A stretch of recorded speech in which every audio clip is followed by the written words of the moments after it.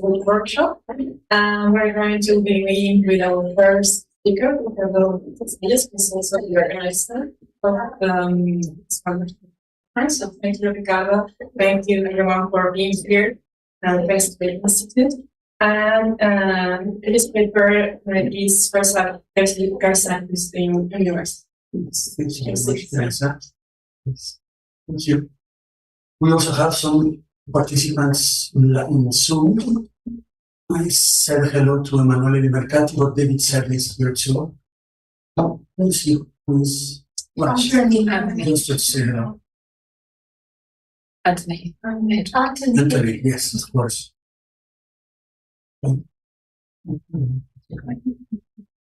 Hello, Anthony, David. Hi, Emanuele. Well, Chrysippus's position on universals is nominalist, and the aim of this paper is to study the philosophical basis of this view. Yes, the hand, sorry. Sorry for the long hand. It's the longest of all.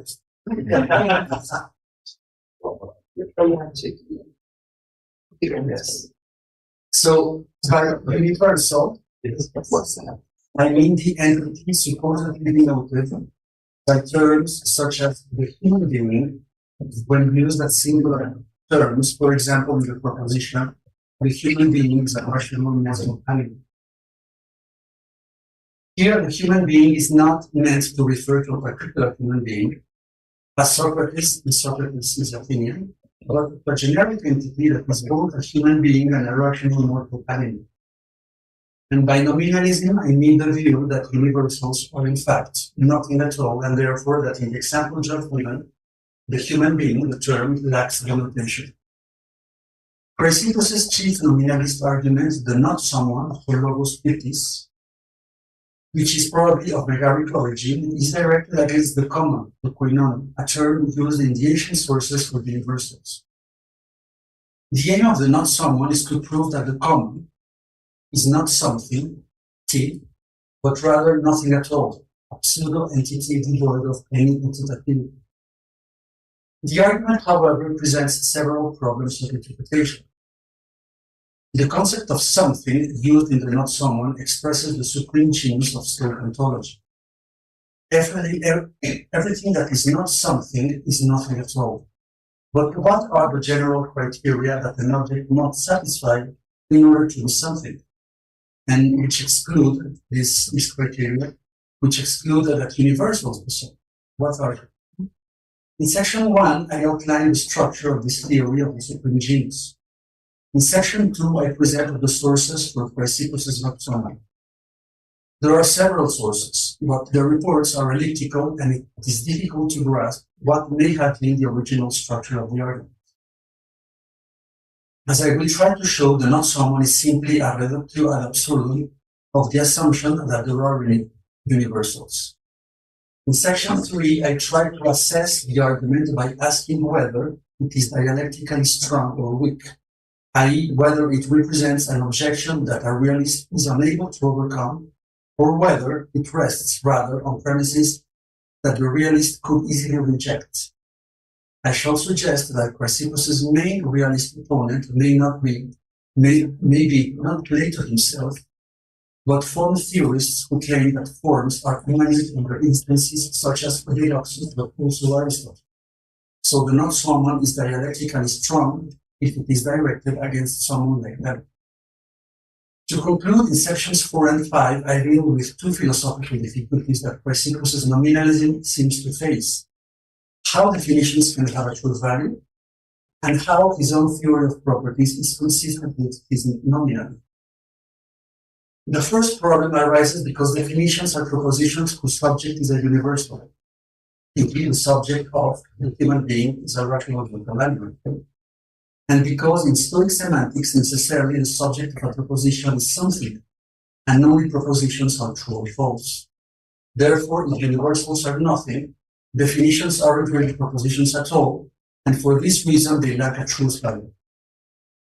Given the central place that definitions occupied in the epistemology and philosophy of science of the Stoics, it would be absurd for them to think that the definition is negative value, and it is therefore important to explain how, according to Chrysippus, they can have a truth value in a nominalist ontology.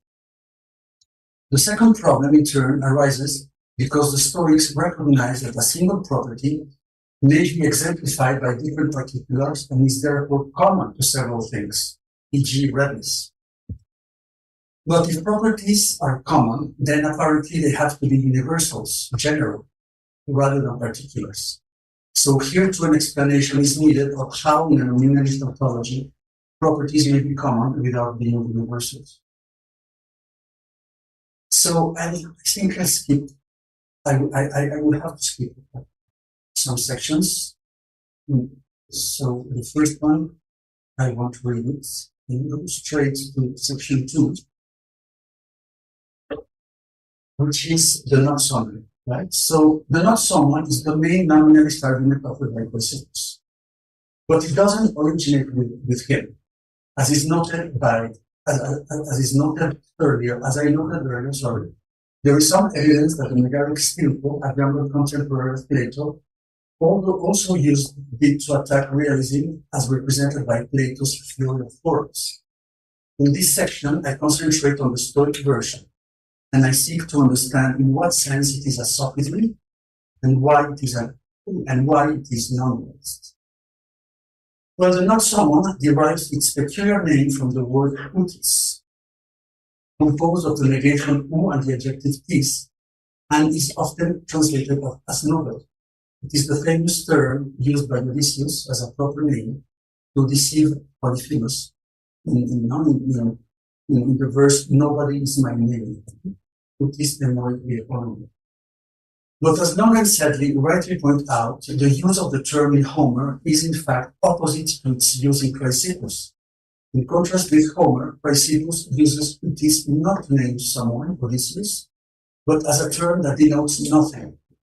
Furthermore, some sources describe the not someone as a sophistic argument, a sophism, although it is not obvious what this means, and there is some room for conjecture, as we shall see below. There are numerous sources that record the not someone in relation to the Stoics. Most of them are cited in Jack Mansfield's short paper, Versions of the Nobody, and in Stephen Men's unpublished work on the question of separation. I begin with two versions that refer explicitly to Chrysippus, and then consider two versions that would not mention him, but are very important for the reconstruction of the arguments. The first version that mentions Chrysippus appears in a passage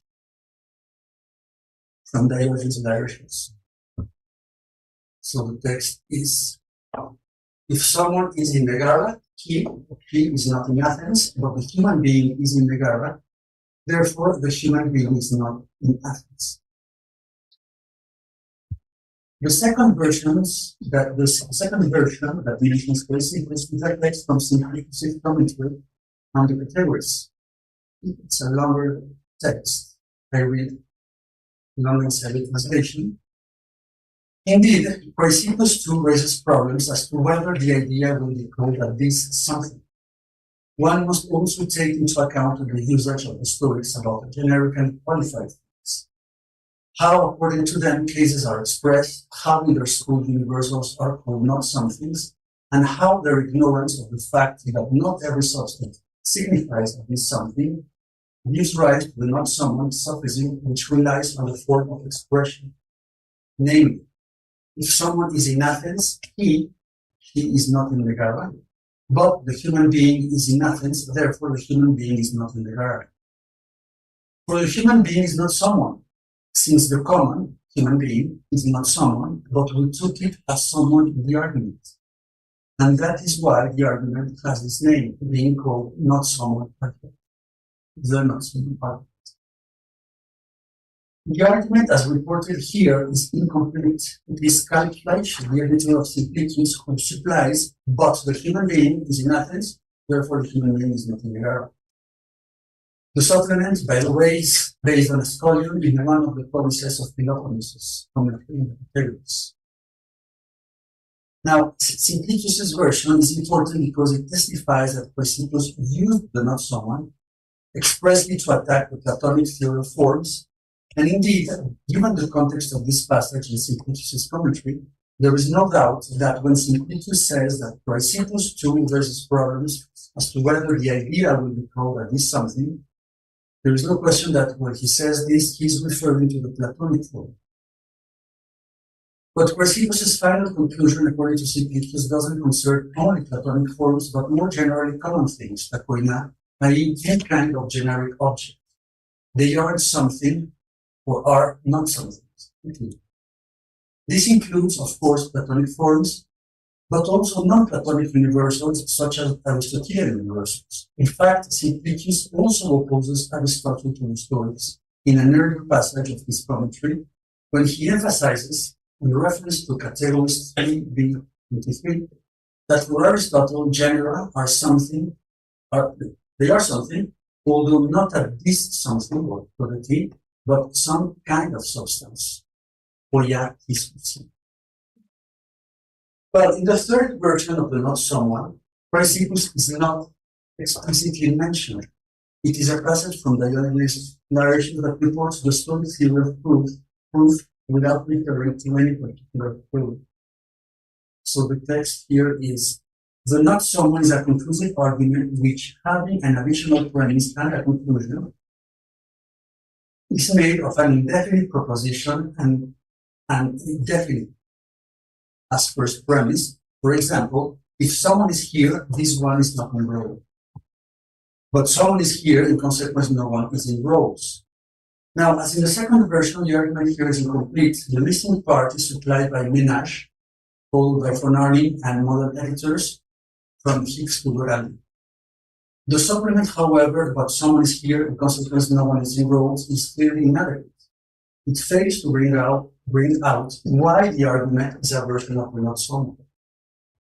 Actually, the not someone infers the absence of a universal, some place, from its presence at another place, while Ménage's text infers the absence of a particular, someone, this, from its presence at another place.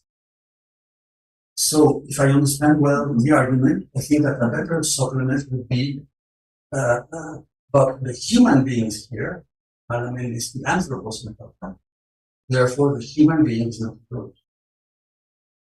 In any case, there is a fourth version that doesn't explicitly refer to Chrysippus, but offers a complete version of the argument as in T2a, although with some relatively minor differences, notably the inversion of Athens and Megara, the names of the cities. So the text of Elias is, the paralogism is framed as follows. Whoever is in Athens is not in Megara, but the human being is in Athens, and consequently the human being is not in Megara. Now, I should like to start with an observation that is obvious but opposite. In all these passages, with the exception of T2b, the term anthropos appears without an article. This could mean that in Chrysippus' original version, the term lacked an article, in which case it would refer to a particular human being, a human being, and not the generic human being, the human. But this assumption is unwarranted, because in ancient Greek, the reference to genera usually involves an article, that's true, but this reference doesn't necessarily require an article. Furthermore, there is one strong reason for thinking that in this case, anthropos without an article must be meant to denote the generic human being. And this is that if it referred to a particular, the argument would lack a paradoxical conclusion. Therefore, it wouldn't count as a sophism or parallelism. Contrary to what Simplicius indicates in T2b, sophism, or Elias in T2b, parallelismus, if we assume, of course, that a sophism or parallelism is indeed an argument with a paradoxical conclusion. Actually, if a particular individual like Socrates is in Athens, then obviously he's not in the era. You are here, you are not in the court.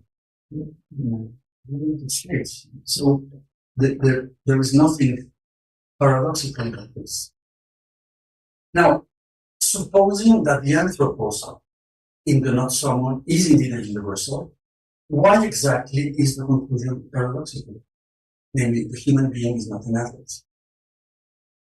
Now, in the reconstruction I offer below, this is paradoxical because it is logically unacceptable, and it is logically unacceptable because it generates a contradiction. The not someone who will follow this reading would then be a reductio ad absurdum of the claim that universals in general, including Platonic forms, are something as opposed to nothing. This interpretation of the argument is consistent with the Stoic definition of sophism and will explain why the sources classify it as such. According to this definition, as we know, a sophism is, quote, plausible and captious argument, leading one to accept the consequence which is either false or similar to something false, or unclear, or in some other way unacceptable. So the not someone would be a sophism in this sense because it starts from apparently true premises and is therefore plausible, is a noun, but leads to a contradiction, which is why its conclusion is unacceptable. Now, how exactly does the argument work? And what is the contradiction? The reconstruction I propose includes several premises that do not appear explicitly in the texts and which I indicate with an asterisk. Suppose that one, the generic human being is in Athens. Suppose that two, every universal is something, and furthermore, that three, nothing can be at two different places at the same time. If so, then four, if the generic were also in Megara, it will be something that is at two places at the same time. Therefore, five, the generic human being is not in Megara. So the same structure, of course, applies to the other versions. Now, what is the contradiction? The contradiction arises when we lean on another assumption, also implicit in the texts, that six, every universal must be present in its particular instances, and therefore at the different places where its particular instances are located. If so, then since seven, there are particular human beings in Megara, it follows that eight, the generic human being, must be present in Megara. But eight contradicts five, which asserts that the generic human being is not in. The root of the contradiction, therefore, lies in the combination of three things. First, premise three, nothing can be at two different places at the same time. Second, premise six, every universal must be present in its particular instances and therefore at different places. And third, the realist assumption that there are universals or that they are something. As in any reductio, there is only one way out. We must reject at least one of these three elements. What Chrysippus does is to reject the assumption that universals, including Platonic forms, are something from which he concludes that they are not.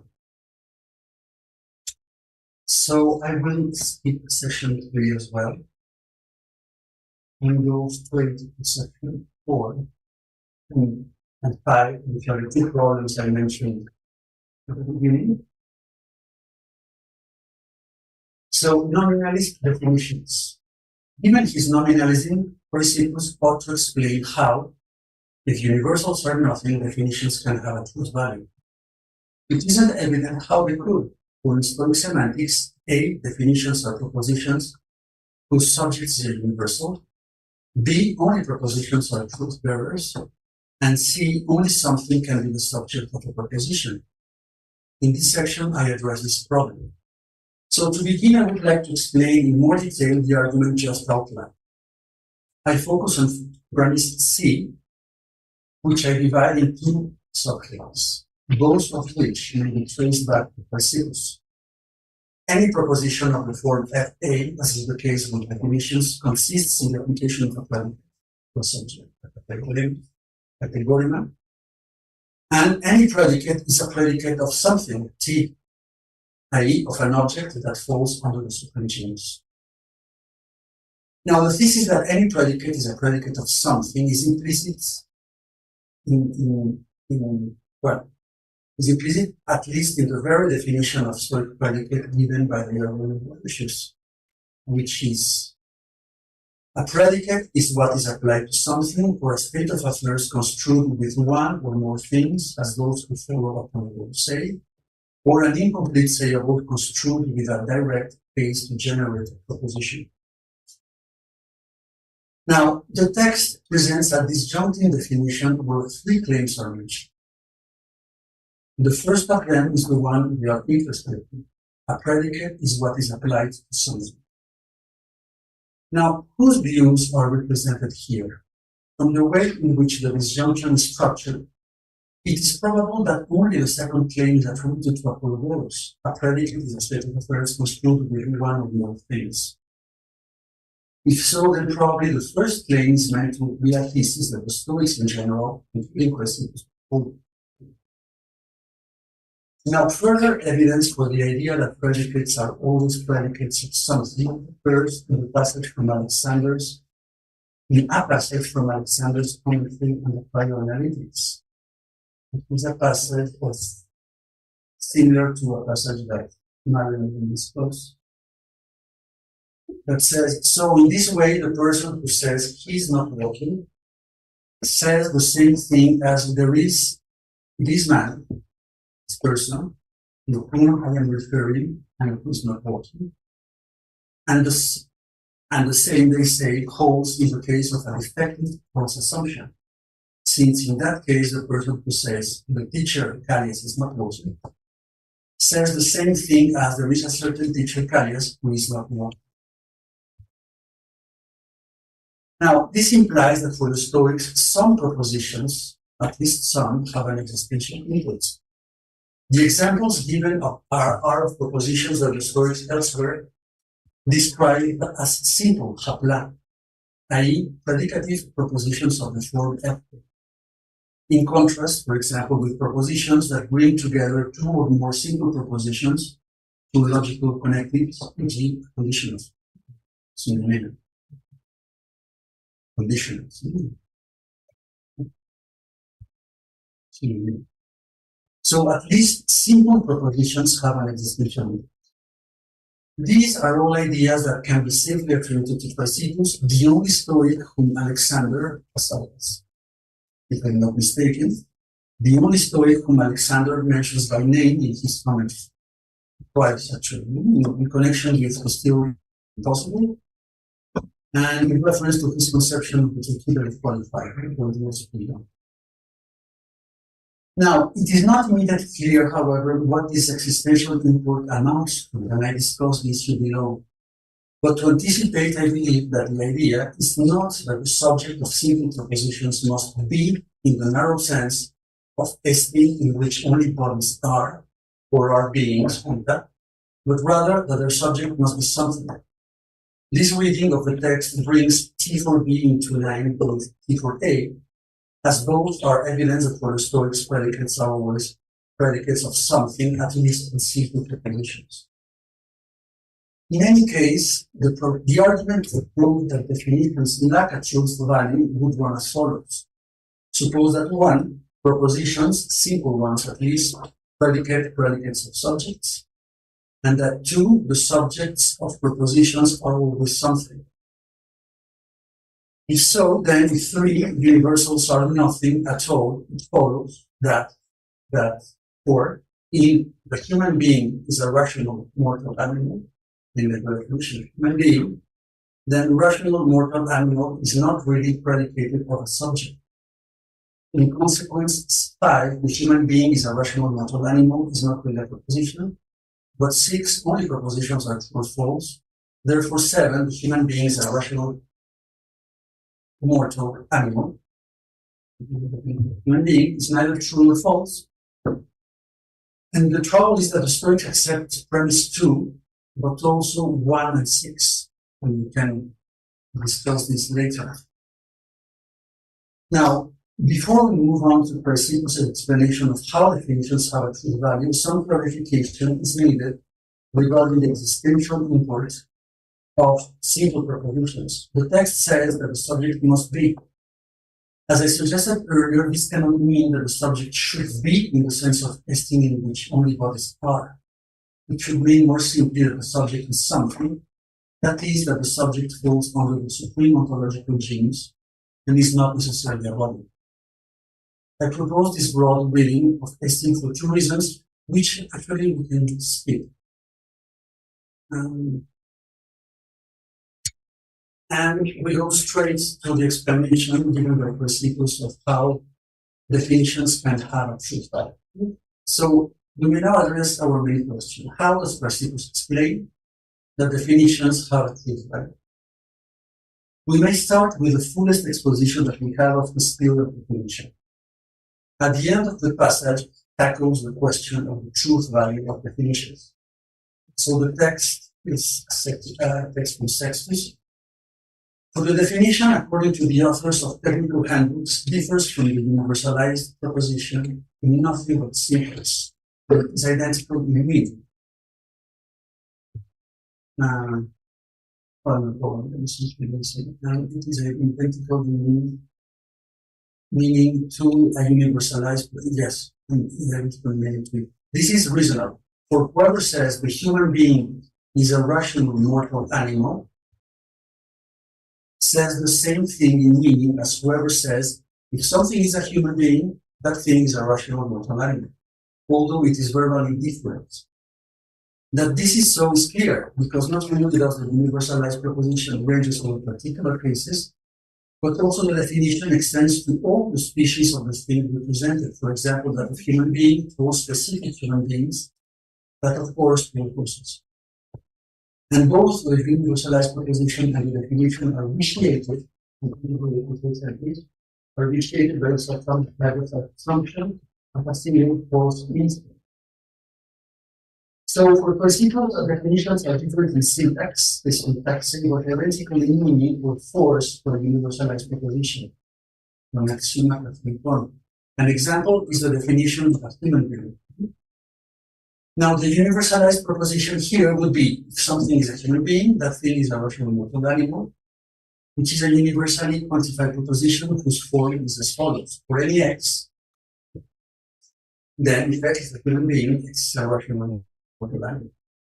And one is true just in case all particular human beings are indeed rational mortal animals, and false just in case at least one particular human being is not a rational mortal animal. As Chrysippus puts it, both the universalized proposition and the definition are vitiated by the subsumption of a single false instance. The Greek term that Longan said translate as vitiated, is frequently used by the Stoics to qualify conditions with a true antecedent of a false consequence. As would be the case in our example, if some human being were not a rational mortal animal. In this case, the proposition would be just false. So the key to Chrysippus' solution to the problem of how definitions can have a truth value is simple.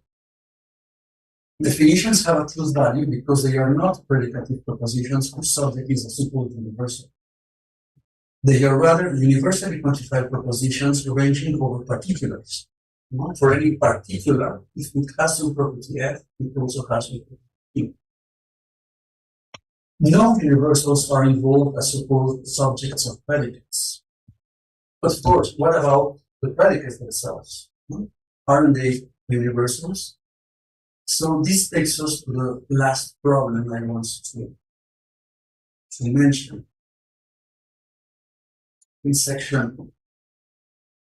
So at least the subject of definitions is not a universal, because the definition is not a predicative proposition where something is predicated by the subject, but it has a different logical form. But so what about the predicates? No? So I now turn to the question of how the Stoic theory of properties is consistent with Chrysippus' nominal. As we noted earlier, a problem emerges. The Stoics acknowledge that at least some properties may be exemplified by different particulars, and are therefore common to several properties.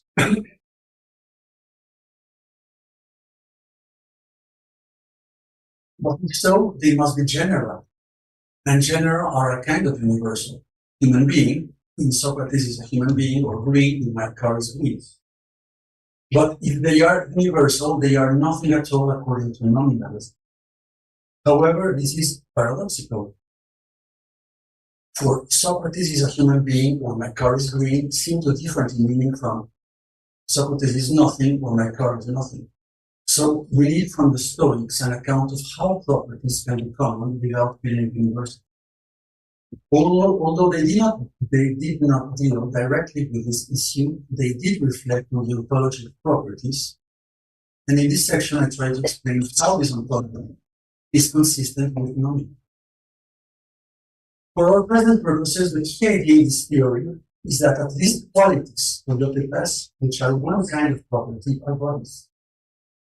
So the exemplification of a quality by a body consists in nothing but the presence of one body, the quality, in another body, the qualified body. But bodies are particulars. So a quality, when exemplified by several particulars, is one particular present in several particulars, as when I divide the wine of a bottle into several portions, one for each glass. There is no need to positive universals in the Stoic theory of properties. Is consistent with Chrysippus' nominalism, at least in the case of qualities. Now, to explain this idea, we need to look briefly at the Stoic theory of categories. This theory divides, as we know, bodies into four distinct groups: substance, or substance, into feminine and Lucía; qualified bodies, bodies somehow disposed, and bodies somehow relatively disposed, So there is this text. I think pictures. For their part, the Stoics consider that the number of primary genera should be reduced to a smaller one, and among these lesser ones, they take over some in object form. So they carry out the cut into four substrates: qualified, things somehow disposed, and things relatively somehow disposed. Now, here a quality is a property of a qualified body. And this property is distinct from the qualified body itself. For example, redness, a quality of the red apple is not the red apple itself. Conversely, qualified bodies, are not qualities but things that are qualities, e.g. the red apple, not its redness. Now, the Stoics did understand the relation between a quality and apoyon as a body present in a body. Evidence for this view proceeds from a set of connected passages on breath. Pneuma. Both are from Plutarch. The first is, and again, in dispositions, Dirección. Chrysippus says that dispositions are nothing but masses of air, for bodies are held together by this. And air, that they call hardness in iron, density in stone, and whiteness in silver, is the cohesive cause that each of the things is the cohesive cause that each of the things held together by its position is qualified. The second passage. However, they declare everywhere that matter is from the cell, the inert and unchangeable substrate of qualities, and that qualities being masses of breath, i.e. air-like tensions, give a form and shape to the parts of matter in which they come to be. The two passages seemingly report the same theory and strongly imply that qualities are indeed bodies present in the bodies they qualify. Thus, in T5b, the qualities of a body, e.g. whiteness, are identified with masses of air, which are indeed bodies. And in line with this, T5c implies that these masses of air, called air-like tensions, tonus aerobase, are present in the bodies they qualify. They give form and shape to the parts of matter in which they come to be. So this theory explains how a single quality may be common to several bodies at the same time. Bodies V1 and V2 have the same quality Q at the same time, T, when the mass of air Q is present in both V1 and V2 of T. One portion of Q in V1 and another in V2. E.g., my car is green and so is grass, because one portion of greenness, a body, is currently present in the car, and one portion of it is in the grass. This theory, by the way, could also explain how a single quality can be present in the same body at two distinct times. So body B has the quality Q at T and T star when the mass of your Q is present in V at both T and T star. For example, the watermelon is red inside both now and yesterday because redness, a body is present inside the watermelon both now and yesterday. So the solution to the second problem may be summarized as follows. Qualities are bodies present in bodies, but bodies are particulars. So a property common to several particulars is a particular present in several particulars, or in the same particular at different times. So there is no need of universals to explain how a quality is common to several particulars. Now, there are two important issues in the theory that I cannot address properly, which is how qualities are present in bodies and how they cause the cohesion of the body. And B, why dispositions, hexes, the other kind of fluid property are not universals. But I leave this aside because we don't have time to explain. So I just go to the conclusions. So in this paper, I set out to present questions with non-realism through the not-solving argument for lower species. The main conclusions I have reached are the following. So the not-solving shows that all universals referred to as the common are zero entities, i.e. objects that may appear to be something but that are not in reality. Universals fall outside the superior genus of fluid ontology. At least in coincidence to the system. B, the main reason offered by the not-someone for demonstrating this is that the postulation of universals leads to a contradiction. It is a reductio ad absurdum of the realism of universals. C, the contradiction arises from the combination of two theses which, according to Chrysippus, are present in any realist theory of universals. Nothing can be at two different places at the same time, and every universal must be present in its instances, and therefore at different places. Then D, Chrysippus's nominalism seems to contradict the possibility that definitions have a truth value. And his solution to the problem lies in showing that definitions are not in reality simple propositions but predicates to universal subjects. They are rather universally quantified conditionals ranging over particulars. No universal is presupposed as subject. And finally, a different problem that arises in connection with Chrysippus's nominalism is that of how it is consistent with the Stoic theory of property. An explanation is required of how properties may be common and yet particulars. An explanation that we find in the thesis that at least one kind of property qualities are bodies and therefore particulars. So we will see. Thank you very much.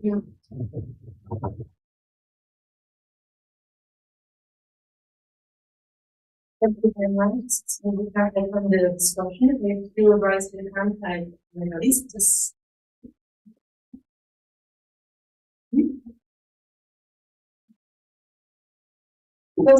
Yeah, thank you. I have several questions. I'm just going to ask one.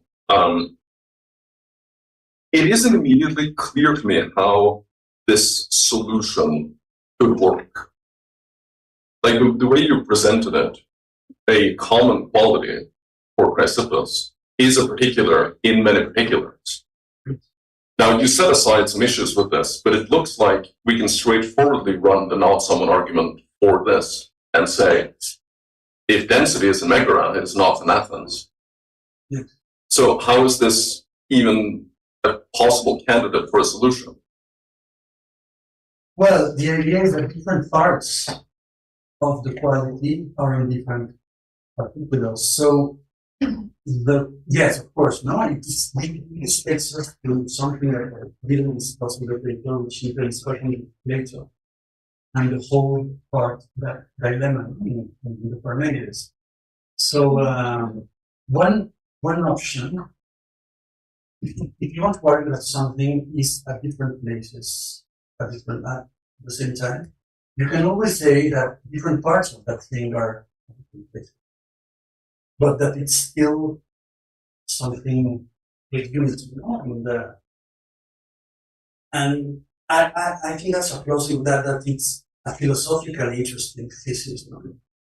But so the not someone, right, is effective or efficient against someone who holds that the universal as a whole actually present in its instance. And here I think it's very important to bear in mind who is the not someone directly against, because there are theories of forms, not necessarily Plato's, but that of Theodosius, for example, but also Aristotle. I think it's not clear to me how Aristotle can deal with the not someone, no? But there are theories of forms that seem to hold that the universal is present as a whole, no? In its instances, but how can it? You know? So that's a problem that Plato addresses in the former years, and that and yes, so this takes us to the question: I mean, who has Chrysippus in mind when he attacks realism? You know? But does that answer your question? Or well, perhaps. I mean, given the form of the not someone argument, yes. It would seem to me.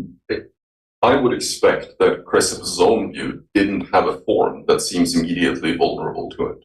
And so that we shouldn't understand Chrysippus' view as holding that there's a single quality, Q, which is present in both A and B, which are particulars, because that seems to be precisely the view he wants to reject. And if we say, I mean, that of course raises the question, what explains the commonality of the density in this rock and this rock? And that's a good question. But I would guess that there is supposed to be some sense in which the density in this rock and the density in that rock are different particulars, even though they're both density. Well, that's interesting. That's interesting, and this has to do, I think, with what's the status of dispositions of X's, no, and which is the other kind of properties that us distinguish. In that case, well, I think that Chrysippus would say that the density is not itself a body, no? Like redness is. No? But density is explained as a quality in 1054. But density is a property that, well, then density is what a posterity maybe is a way in which a body is disposed in relation to itself, no? But it's not itself a body, no? It's something. No, it's sorry, I mean, in your T5B, yes. There's one of the examples of an air, of a mass of air, as you put it. Yes. The mass of air is the quality. Well, yes, okay, I see. So you will see that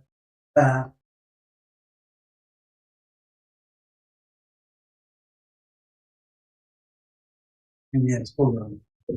Well, in B, if I B, the examples given are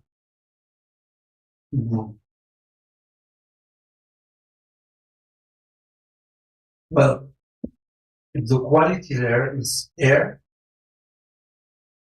with some degree of tension. No, it's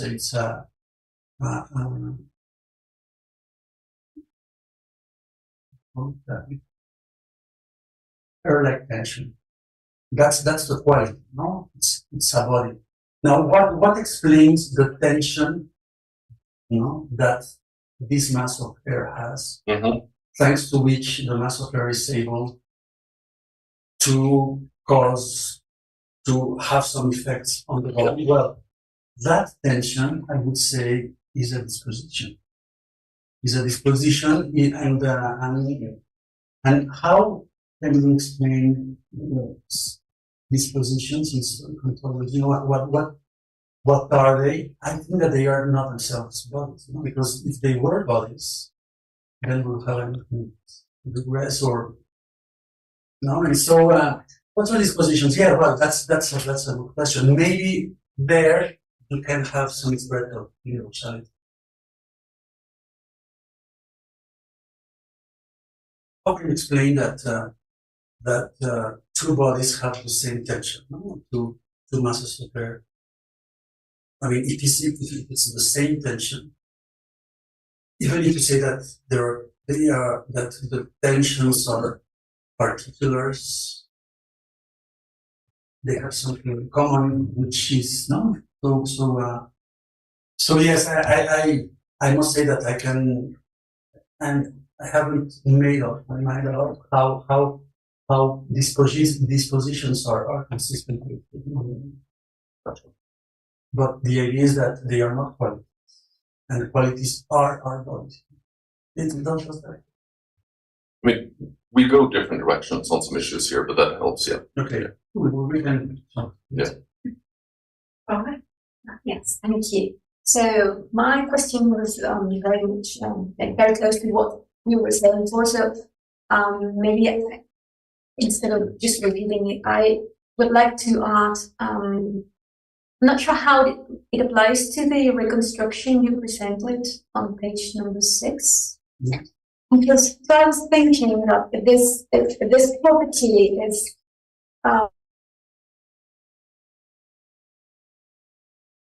here, does that mean that the premise number 5 does not follow from, or the conclusion? So 5 is a conclusion from. Yes, it's Right. one conclusion. So what I'm thinking is if the properties are a particular property, I don't know if a piece of a human being is the correct way to say it. The human being is in this person, and a piece of the human being, a piece of a person, and so on.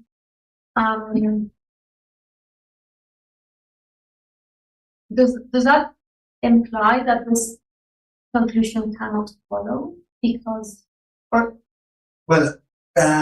can have the different human beings also in Megara.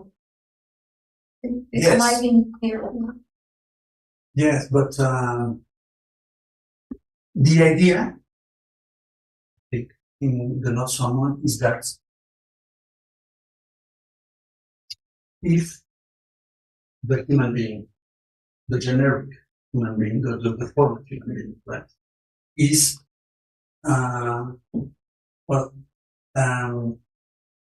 if the generic human being is imageless. And why is it imageless? Because there are human beings imageless, and any universal has to be where its instances are. So there are human beings imageless, the form of human being is imageless.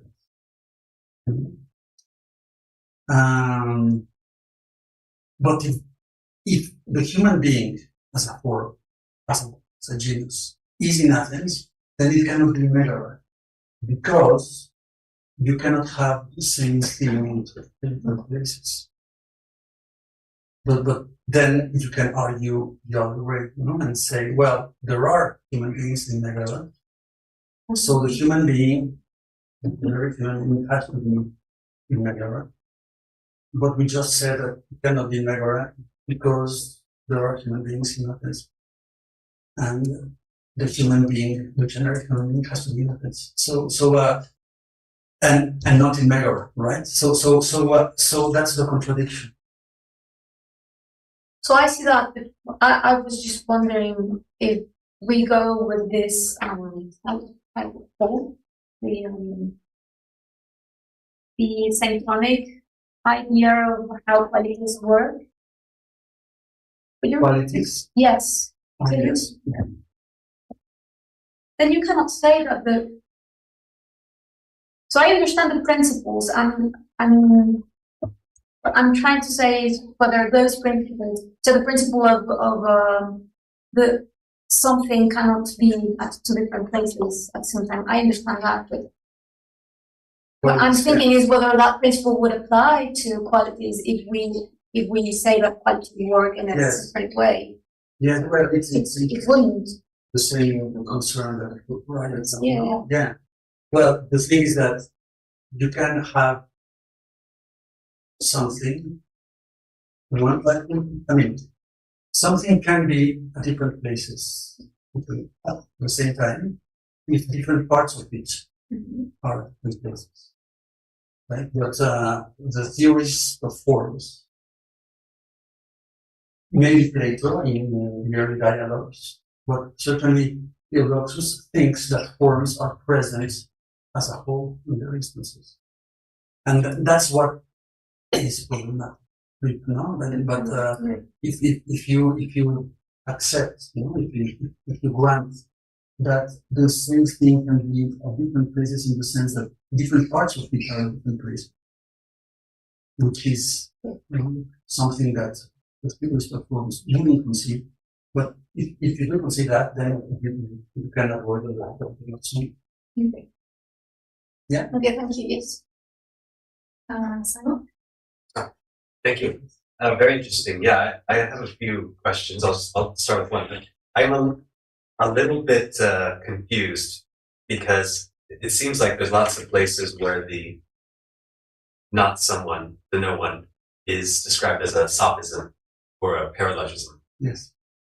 But then you also want to say that Chrysippus uses it as a reductio ad absurdum. Yes. So like in his own person, using it as an argument that he thinks is somehow sound or somehow worth taking seriously. I think there's a little bit of a tension there because why would he call an argument that he wanted to deploy as sort of a serious objection to this or that metaphysical position? Why would he call that a sophism?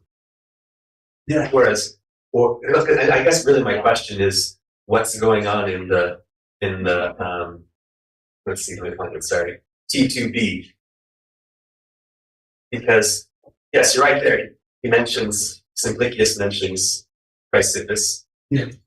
And he says, he raised problems about whether the idea was a todeti. But I guess I'm just not sure, like, is this text really clear evidence that Chrysippus used the not someone argument himself, as opposed to just sort of discussed it in a sort of aphoretic way? Because I think he wrote lots of books on the no one, right? A bunch of the Chrysippian works are on the no one. So yeah, that was just my confusion. Is it looks like you can't say it's a sophism and also a serious objection that I'm posing. That's my first question. Okay.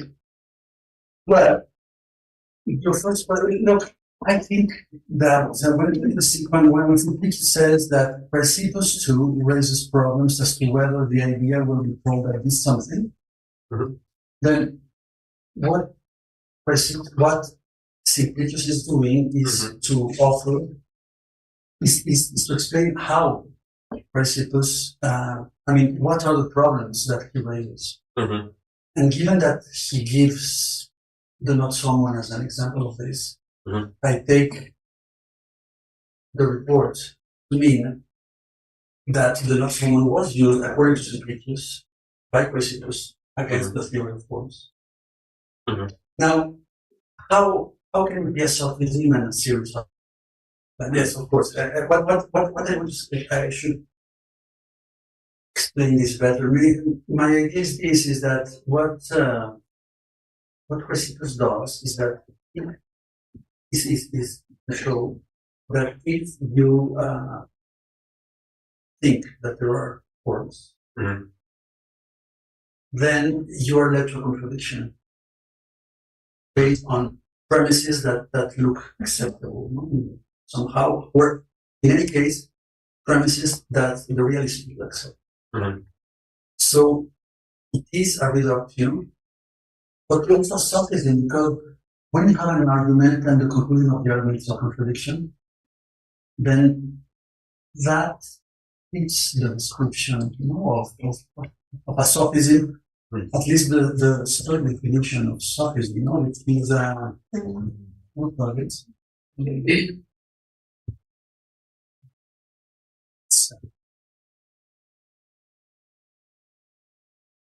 Well, no, it's an argument that starts from reliable assumptions, and has an unacceptable conclusion. So that's exactly what the not summary is.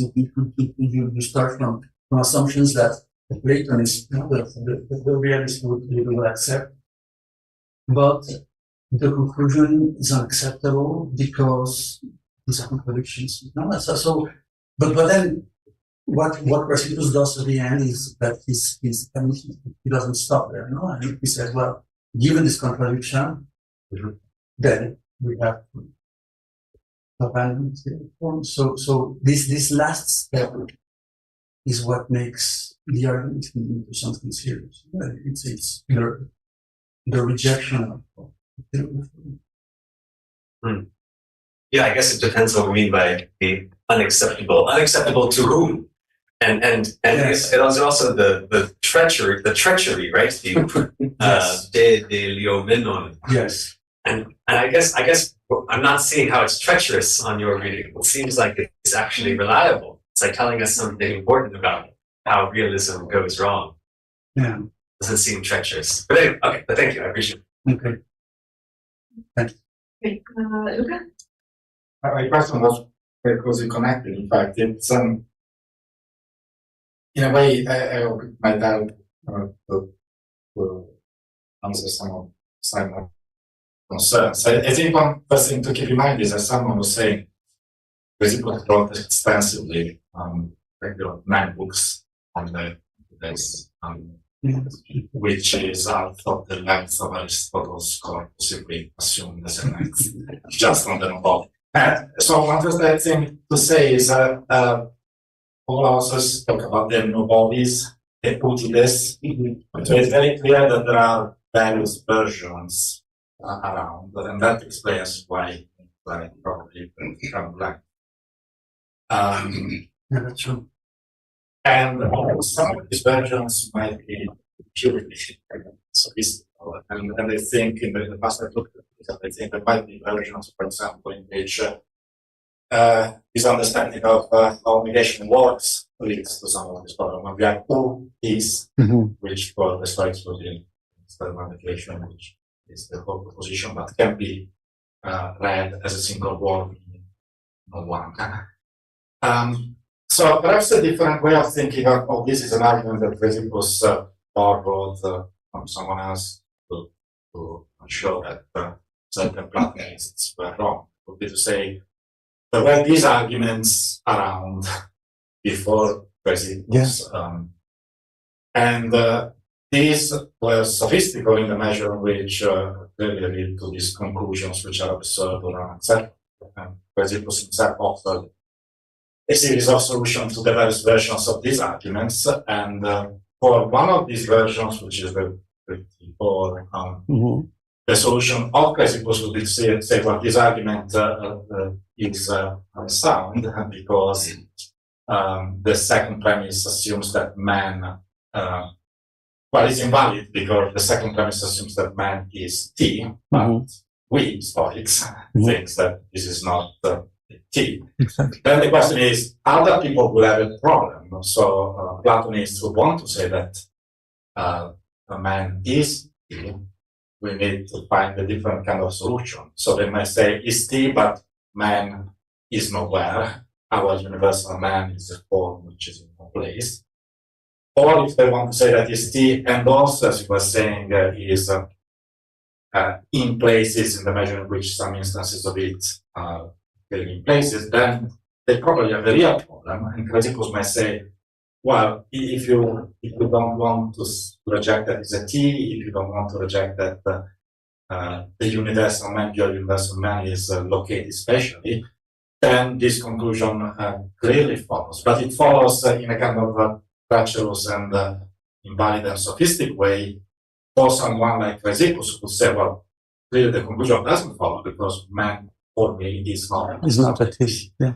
So this is a bit different from thinking of this. There is a single argument that is out there, and Chrysippus wants to talk about it because it's an anti-Platonic argument. It is more, there are these arguments which problematic for everyone. Chrysippus has its own solution. Yes. Including the one Sure. before reported by Simplicius, but again, there are other versions in which the solution will be completely different based on linguistic ambiguity, combination and division, and other typical things that people use to create and sort of fallacies. But then Chrysippus can also say, well, other people might not really have my solution available to this software. So other people might in fact be in trouble with this software. Yes. But it's a bit different from saying is Chrysippus is on the field of I see. of others. In fact, this argument might not be sophistic at all when used against problems. No. But it is a sophistic argument. Yes. This connects with what Simon It said. does. It It is connects. unacceptable for whom and Yes. for why to accept or not accept lives. Yes. So I So think it's in line overall with what you are saying, but it's a kind of slightly different way to actually. yes. No, I agree with you, of course, and I think one way of looking at the not someone, as you both suggest, is that it is a sophism, and that different philosophers try to tackle with it, and the solution of the Stoics of Chrysippus is to say, well, there is no problem here because the human being is not a theist, no, and so problem solved, and so what it's not that Chrysippus uses the not someone as an argument against the Platonists, but rather that he solves it and shows how in Stoic ontology the sophism is solved. Yeah, true. Now, I think that it's not the whole story because in the Simplicius passage, well, we have very little evidence, not we? And so in the Simplicius passage, which is, I think, the most detailed passage on how Chrysippus handled the not someone, Simplicius says, Chrysippus too raises problems as to whether the idea will be called at this something. So, and then the not someone is given as an illustration, of how he raises problems against the theory of forms. So yes, he has this is consistent with saying that the not someone already existed as a sophism, that Chrysippus solved it in Stoic ontology by saying that human being is not a theist, but then that he used it to say, but look, this solution that I'm giving to the not someone is not available to the Platonists. No? Yeah, and it's very clear that exactly because the argument was there, the Stoic description of these things as ultima is very clearly the result of the fact that it was produced as a way to refuse those sophists. But those sophists were already there. No, they were, yes, certainly. There is one other version of the not someone, Stilpo, the Megaric, and apparently Stilpo also used it, but the evidence there is less clear. Even less than here, but it has been interpreted by some people as an argument that Stilpo used as a criticism of Plato, no? of Platonic forms. This is not really about the main point, but for the reason that we have this plurality of groups, I would perhaps qualify or put your point about the version, the way in which some people have wanted to read the EQC differently. There are various in which you have interesting sophisms with this version, which don't tackle the kind of ontological problems of the other version that you have been discussing, but that is very plausible to think. They involve other interesting problems with quantification, negation, and so on. That Chrysippus might want to discuss this one, as has been reconstructed by people, including Donati more recently. So I wouldn't exclude that that is a version of the because we know clearly that there are other versions which Yes, thank you. Thank you. Yeah, first I just want to say, I think I appreciate your question that I said right here. Yes. And I think the answer there is fusion. So I worked a lot myself on parts poles in relation to qualities, and fusion as in the Quinian fusion, the fusion of all the rest, say of the silver spoons that are in the world, that's the fusion, that's not particular, that's not universal in this kind. So I think Ricardo can work on this and try to find a solution for his Stoics, but it was not in the paper, so I accept that. I think there is a standing question there. But my question to you, Ricardo, is very interesting, but why do we move from parts to masses, and what's the cogency of that move? Parts of properties, and you say, no, let's take them as parts of mass, as it were, stuffy parts, and why do we do that? Why do we do that, and what's the advantage of that for the theory? So yes, the quality itself is not part of the way it qualifies, but it is in the body like a mass. Give the example of air. Oh yes. What's the metaphysics behind that? What by thinking of masses? Yes. And well, this has to do with, you mean a passage that I didn't. How qualities are present in bodies, and you. Yes. It's a passage.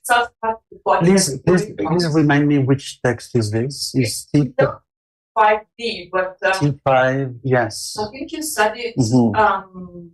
I understood you saying with your No, you're right. That being in the particulars as masses rather than parts. Yes. So I wonder why. Yes. Well, the concept of part that is being used here is very narrow, and something is a part of a whole when it preserves its own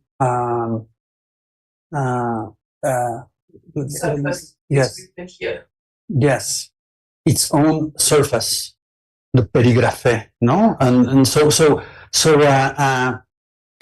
given that, for example, in a crisis, right? The bodies that mix, that blend with one another, they shouldn't be seen as parts of the body, because parts, you only have parts in this narrow sense. When you have what the Stoics call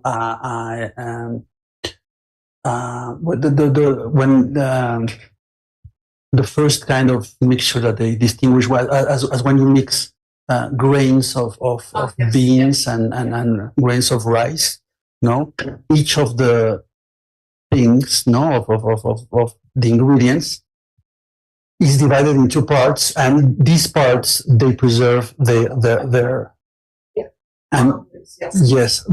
boundaries, and this is why these are not blendings, no, because there is this preservation of the parts, no. So you cannot call the mass of air, which is the quality that pervades the body, a part of the body, because it blends with the body, no? Pretty gunky part, like Nolan, and I think higher and myself much gunky.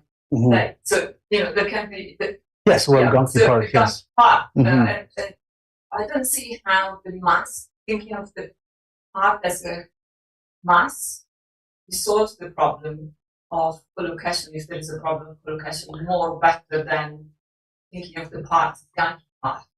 No, of course. I mean, if you have a concept of part that allows for a part not to preserve its boundaries, then I'm happy with that. Yes. Here you might want to consider at least David Nolan and Dan Nolan. Yes. Because he does argue that the Stoics are Stoic gunky. Stoic gunky. Yes. Hayek doesn't believe there is collocation, but That's true. Yes. you know, that's a happy scholarly disagreement. Yeah. Yes. But yankee part. I mean, I'm Yeah, I say mean, the last yeah. thing. Even if you move from parts to define mass, I don't think you solve the problem. So it's worth revisiting our parts. Yes, I will. Thank you, Anna. Can I offer just a quick note on this particular text? Yeah. So I'm going to mention On T5, D by D. D. Just want to mention that omniresponse here could just mean undivided. It makes a huge difference. I'm inclined to think that is in fact what it means. Yes. Yeah. So quality, which is one and undivided. So Yeah, I gives mean, the cohesion to difference what would be has that part. wouldn't be a commitment to a lack of parts. It's just saying that it's undivided. Mhm. It exists as some. Yeah. The trouble with that, the trouble with that is that, well, one quality couldn't be present in different particulars. I don't think it is, but So that's why you want a mixtus to be undivided. It's for mass. No. Okay. Yes, it's a lot, Ricardo. Very good. So, I just want to ask you, I mean, why is it that this argument, you know, it has to do with, let's say, a dispute about how to conceive universals ultimately? Because, I mean, it seems like a problem in philosophy of language, to some extent, right? They're not some. Yes, Yeah. not a metaphysical issue, because I mean, because I think that especially because of the solution of Chrysippus, it seems that the solution, to me at least at first sight, seems to be orthogonal to the question of what universals Seems to be what? orthogonal Uh-huh. to the question of what universals are, because anyone can accept the idea that, I mean, especially regarding definition, right? Mhm. Because that's connected to that, right? So you just say, well, definitions, just interpret them as quantified statements. Well, you can say the same about the novel, right? Some sort of quantified statements going on there. And so anyone making this opinion can say in a sense, well, yeah, we're talking about a human being that is in Athens, and so it's false to say that human being is not like Megara. But the things that I propose can be interpreted in that way, right? Like some sort of making a quantified, bounding a variable in some sense, right? So, but just say that he wants to use it to motivate a particular response to the problem universal. Yes. But I think that his solution actually doesn't do that. But he says, well, if you interpret it in that way, it's quantified. Well, you don't need to commit to the existence of the universal in that way. But there's the other problem. The other problem is that, in a way, I mean, in the Aristotelian tradition, a universal is what is predicated on many things. Okay. So if in the quantified statement there are things that are predicated on many things, so the problem with universal doesn't go away, just it's still there. That's the main problem. Yes. So I'm wondering whether I mean you tackled that issue, but I'm thinking that the sophism, in a sense, it cannot be used as a reductive of absolute against any view about universals. No, yeah, well, I agree that in some versions and in some contexts, which is not this context, but other contexts, no, in some megarics, I don't know, in some heuristic philosophers, no, in some contexts, not someone didn't deal with the problem of universals, no, and it was just kind of, no, like in the Euthydemus, no, that there is this list of sophisms, and you don't have the impression that they are discussing universals, for example. No? And so it's just a kind of exercise in giving arguments, sharp arguments, and forcing people to think more about what they say and things like that. No, but so I agree that there may be evidence that in some contexts the not someone wasn't used as a discussion of universals, but I think that in T4, that in the Simplicius text, I mean, this is evidence that it was used by Chrysippus to discuss the theory of force. So, which is also a use that we can give to the argument, given the way in which Chrysippus handles the argument, and given the way in which I discuss the argument. So I mean, it is an argument that may be relevant for discussing universals. Now, regarding Chrysippus' solution, well, I think that he does solve the problem of universals. I mean, what he says is that you can have things that are common, but that are not universal. They are particulars. No? So, and which is the case of qualities. No, qualities are particulars in different particulars. So this allows you to explain how something is common to several particulars. Like when I divide in the example I gave, no? When you divide the wine of a bottle into different glasses, there are no universals there. I mean, it's just one particular, the wine of the bottle, that is in different glasses. So you and the glasses have in common the fact that they have wine, no? But it's a particular, it's not a universal. So I think that's an interesting way of addressing the problem. I mean, you may not find it very convincing, of course, but that's why you are here discussing this. But it's worth discussing. Yeah, at least. that's the problem. What are we going to say about common things, about things that are repeatable? But regarding the sophist being what you say that Chrysippus says about definition can be only straightforwardly applied to infuse it for everyone, right? Just says that there is something that is human being. Yes, of course. It's in Athens. Yes. So it's false to say that it is not the case. There is something that is in this human being. And it's negative, right? So of course. That's what I meant. But yes. Like, yes. Was, now you understand your question. Was like something like now you understand your question. Russell. Yes. The person being France, something like that. I mean, it's just a solution about. Yes. Yes. Now you understand. No. So my question, my answer to that is that yes, of course, if you treat definitions as universally quantified propositions, then yes, of course, you can solve the possibility of definitions and their having a truth value in a nominalist ontology. The trouble is that some realists will want to treat definitions as propositions where you have not as universally quantified propositions, but as propositions of the form FA, no? And in which you predicate a predicate of a subject which is a universal. So and I suppose that many realists would think that maybe Aristotle himself and Plato, no, wouldn't they?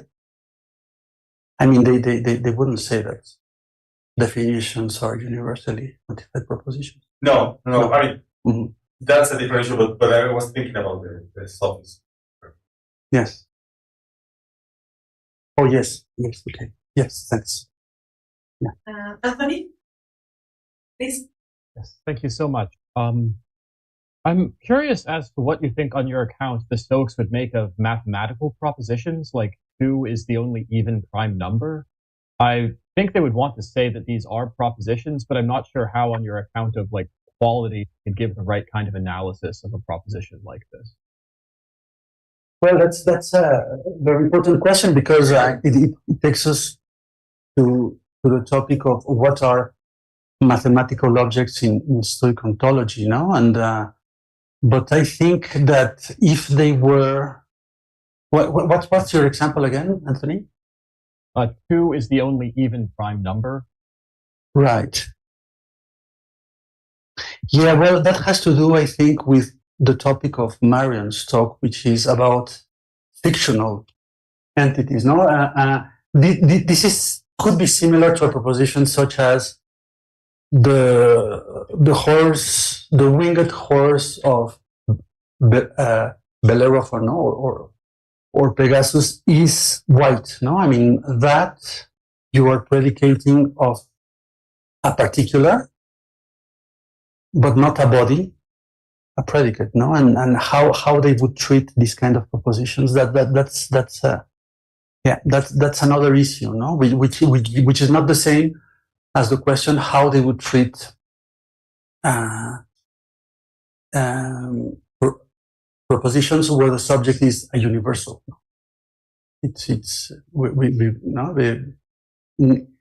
In your example, number 2 is not a universal, but a particular, right? Or not necessarily? 2 is, I think, it's a type of universal. You can think of it sometimes. It depends on your theory, because if it's the only thing that instantiates being the only prime number, but you can also think about all the things that are 2. That's why I picked it, because I'm not sure how the Stoics would handle something like this, given that it does appear as a universal in some theories. But I also can't really. Yes, well, that's a very good question. I don't know myself how if they would treat 2 in your example as a universal or a particular. If a universal, then I think they would apply the analysis of definitions.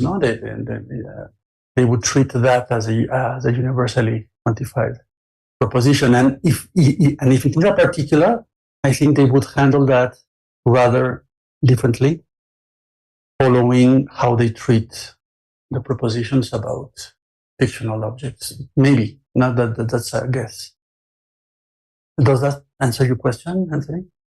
Yeah, I'm not sure if the Stoics will be fictionalists in the end, but I think that would be compelling. So I can hold things until then. Thank you. That is helpful.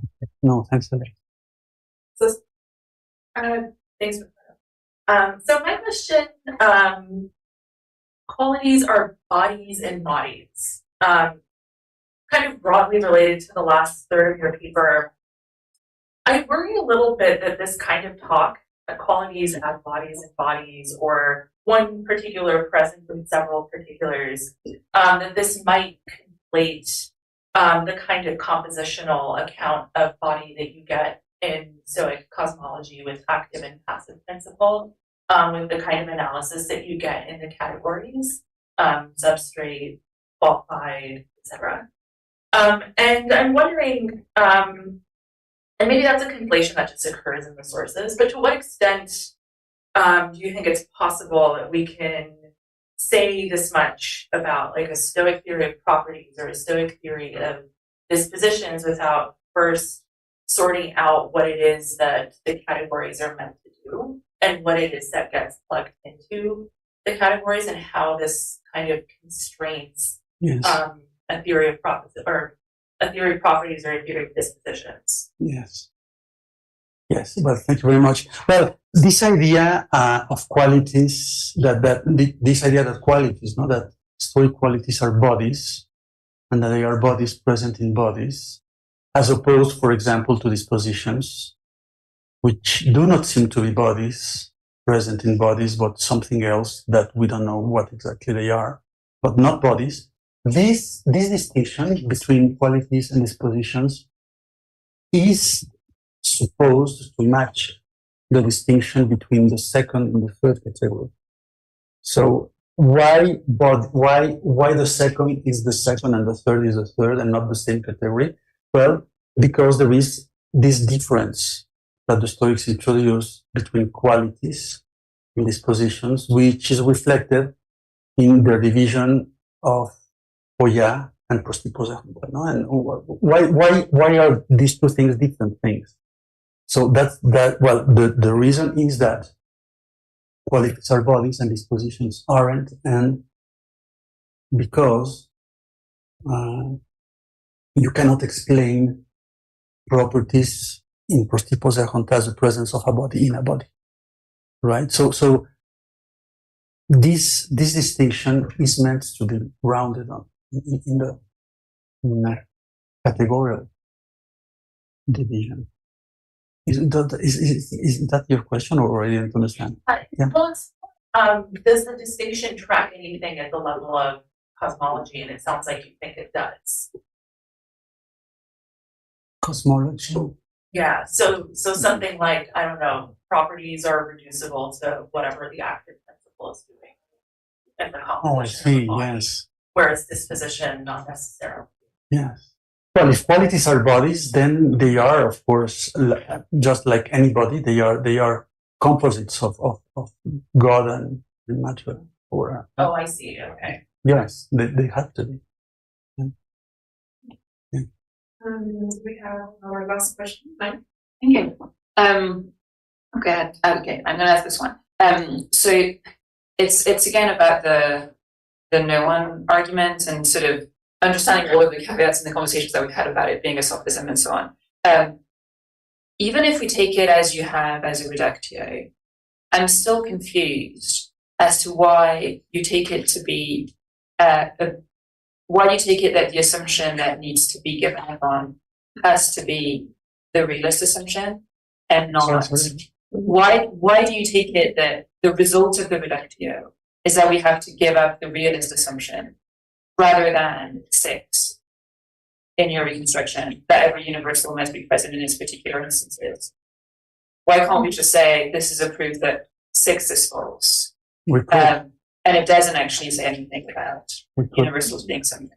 We could. Yes, of course we could. And we could also question premise 3 and say, well, why is it that the same body cannot be present at different places simultaneously? But yeah, well, but yes, I mean, what I want to show is how the not someone used by Chrysippus is an argument against forms.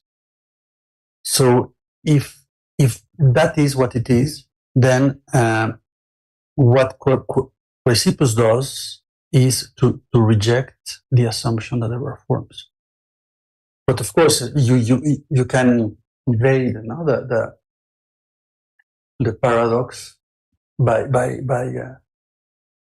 questioning by abandoning either of the other 2 assumptions. But this wouldn't be his strategy, Chrysippus' strategy. I see. So the sort of that's the role that the historical context is playing here. Yes. So it's motivating. Yes. Which assumption you take to be the target. Yes. But so do you think that Chrysippus is to the end committed to 6? On your view, with what you're doing with quality? Yes. You think he still, by the end, takes 6 to be true?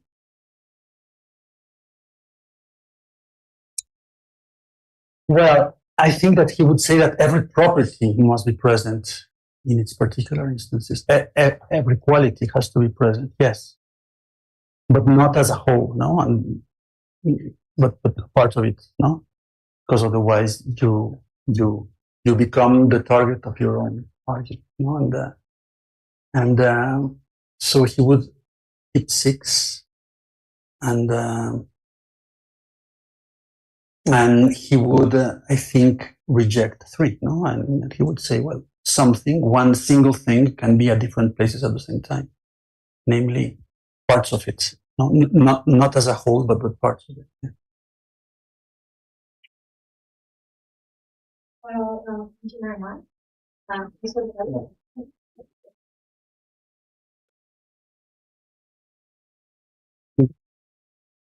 Wow, that's great.